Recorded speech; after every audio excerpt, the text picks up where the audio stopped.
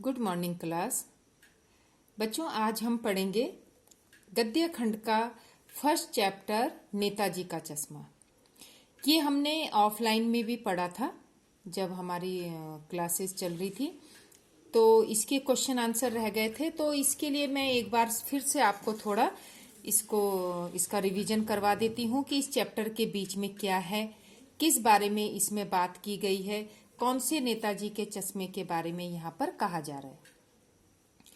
तो ये नेताजी का चश्मा, ये सुभाष चंद्र बोस के चश्मे के ऊपर एक कहानी है।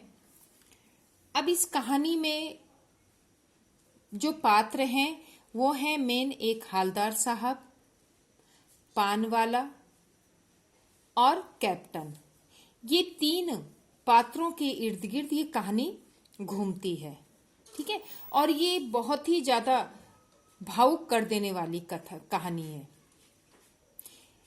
इसमें जो है हालदार साहब हैं, जो इनके मुख्य पात्र हैं, वो अपनी कंपनी के काम से कई बार इधर उधर आते जाते रहते थे।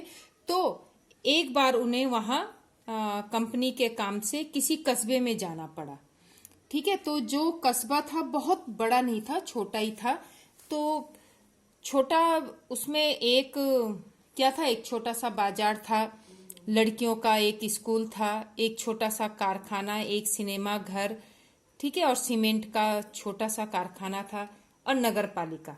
अब जहां पर नगर पालिका है तो उसे वहां पर कुछ छोटे मोटे काम करने पड़ते हैं सरकार को दिखाने के लिए कि हम क्या क्या काम कर रहे हैं। तो वो कुछ ना कुछ काम करती रहती थी, जैसे कहीं पे सड़कें कच्ची हैं उन्हें पक्की बना दें, शौचालय बना दें। तो इस तरह के छोटे छोटे वो काम करती रहती थी। अब वहां पर एक चौराहा था, मेन बाजार का मुख्य चौराहा था। तो वहां पे एक संगमरमर की मूर्ति थी सुभाष चंद्र बोस की। अब ये जो कहानी है इसी मूर्ति के इर्द गिर्द घूमती है। अब एक बार जब हवलदार साहब अपनी ड्यूटी में जा रहे थे तो उन्होंने देखा कि चौराहे में एक मूर्ति रखी है सुभाष चंद्र बोस की, लेकिन उसमें जो है चश्मा दूसरे तरह का, मतलब जो संगमरमर की मूर्ति थी लेकिन चश्मा उसमें संगमरमर का नहीं था, वो असली फ्रेम का चश्मा था।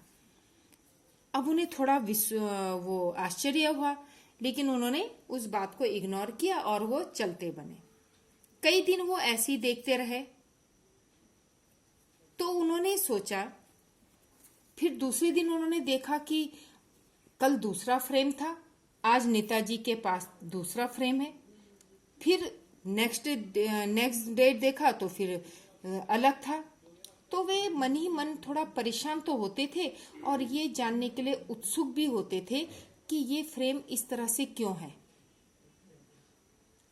अब ये कहानी किसी को पता नहीं है कि उनका फ्रेम ऐसा क्यों है। तो सभी लोग ऐसा आइडिया लगाते हैं कि जैसे भाई नगर पालिका को एक काम मिला था कि चौराहे में संगमरमर की मूर्ति लगानी है, और उन्होंने उसका बजट बनाया। तो अगर उनको लगा कि अगर हम बाहर से किसी कारीगर को लाते हैं तो इतना बजट तो हमारे पास है ही नहीं मूर्ति के लिए।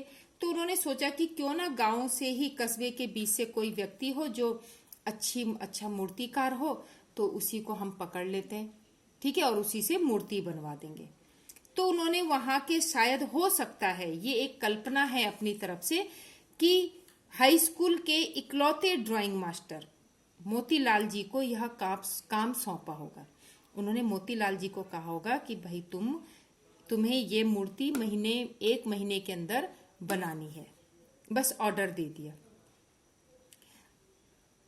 अब मूर्ति थी संगमरमर की, तो मोतीलाल जी ने शायद उसमें बहुत मेहनत की है, बहुत अच्छी उन्होंने मूर्ति बनाई। टोपी की नोक से लेकर कोट के दूसरे बटन तक 2 फीट की ऊंची थी, ठीक है, और बहुत सुंदर थी। ये जो सुभाष चंद्र बोस हैं फौजी वर्दी में दिख रहे हैं, तो मूर्ति को देखते ही दिल्ली चलो और तुम मुझे खून दो, उनके नारे याद आने लग जाते। मतलब इतनी ओरिजिनल, इतनी असली वो मूर्ति लगती थी कि उन्हें देख के उनके नारे याद आ जाते थे। तो अब शायद हो सकता है इन सब में तो माहिर थे वो बनाने में, लेकिन जब वो शायद हो सकता है कि जब वे उनका चश्मा बनाने लगे तो चश्मा इतना बारीक काम था कि शायद हो सकता है उनसे वो बन ना पाया हो, या फिर समय पूरा हो गया हो और जल्दबाजी में क्या थी, मूर्ति को का उद्घाटन का समय आ गया और मोतीलाल जी ने जैसे कैसे उस मूर्ति को चौराहे में रख दिया।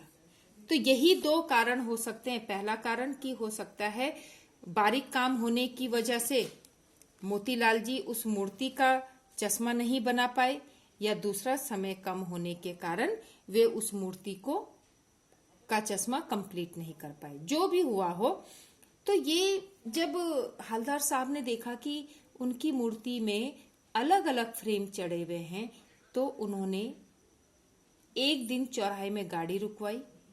वहां चौराहे में एक पान वाले की दुकान थी, ठीक है, तो वहां पे काफी भीड़ लगी रहती थी, क्योंकि पान की दुकान ही एक ऐसा स्थान होता है जहां पर कई तरह की बातें पता चल जाती हैं। तो हवलदार साहब ने भी वहां पर अपनी गाड़ी रुकवाई और वहां पर उन्होंने पान लिया। पहले तो उन्होंने देखो पान वाले का व्यक्तित्व कैसा था, उसका रेखा चित्र कैसा था। वो एक काला, मोटा, बड़ी बड़ी आंखों वाला व्यक्ति था, ठीक है, लेकिन हंसमुख था। 24 घंटा पान चबाने के कारण उसके दांत लाल पीले हो चुके थे। तोंद इतनी ज्यादा थी कि जब कुछ बात कहता है या हंसता तो तोंद गेंद की तरह ऊपर नीचे उठती थी। तो हवलदार साहब चले गए उसके पास और उससे पूछा कि भाई इस मूर्ति में ये अलग अलग फ्रेम क्यों लग चढ़े होते हैं। तो उनकी बातें सुनकर पहले तो पान वाला हंसा। उसने जो उसके मुंह में पान था उसने पहले उसे दुकान के नीचे थूका और अपनी लाल काली बत्ती सी दिखाकर बोला कि ये जो चश्मा चढ़ाता है ना, ये कैप्टन चश्मे वाले का काम है। अब कैप्टन नाम सुन के हवलदार साहब चौंके। क्या करता है? हवलदार की समझ में कुछ नहीं आया कि भाई जब वो कैप्टन है तो उसका क्या यही काम रह गया कि वो मूर्ति को चश्मा पहनाए। तो पान वाले ने कहा कि चश्मा चेंज करता है। तो हवलदार साहब ने कहा कि क्यों चेंज करता है वो, भाई एक चश्मा जो चढ़ा है उसको रहने दे, बार बार क्यों चेंज करना है। तो उसने कहा कि अरे भाई ऐसा है, अगर कोई ग्राहक उस कैप्टन के पास आ जाता है और उसको नेताजी की चश्मा वाला, नेताजी की मूर्ति वाला फ्रेम चाहिए होता है, तो कैप्टन क्या करता है, उस फ्रेम को निकालकर दूसरा फ्रेम चढ़ा देता है और वो फ्रेम किसको दे देता है, ग्राहक को दे देता है। अब हवलदार साहब जी थोड़ा चकराए। उन्होंने कहा ये क्या बात हुई, कैप्टन चश्मा चेंज करना, ग्राहक का आना। तो थोड़ा जोर लगा के उन्होंने उस बात को कुछ कुछ समझने की कोशिश की।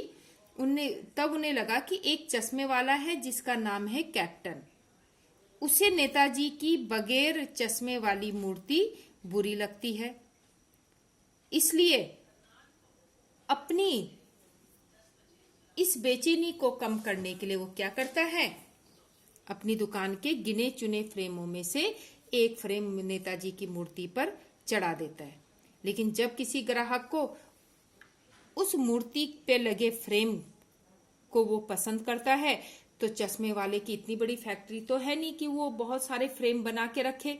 तो वो क्या करता है, एक फ्रेम उस फ्रेम को उतार के ग्राहक को दे देता है और फिर नया फ्रेम मूर्ति के ऊपर चढ़ा देता है।